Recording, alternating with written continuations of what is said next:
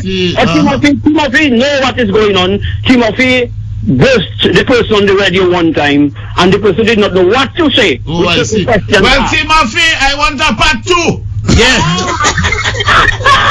No, Timothy will say nothing much. We might be over diplomatic. Oh, I see. So when he's prosper and crossing the floor and Labour Party and the PM, you can say what you want.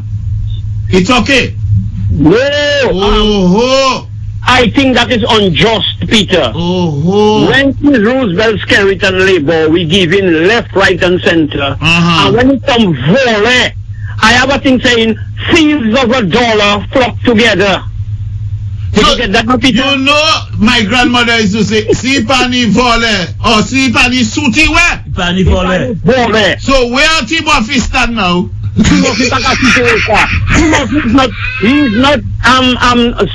supporting that. Oh, he's not supporting that. Okay. Timothy working in a particular institution, he may be just trying not to be too controversial. Okay.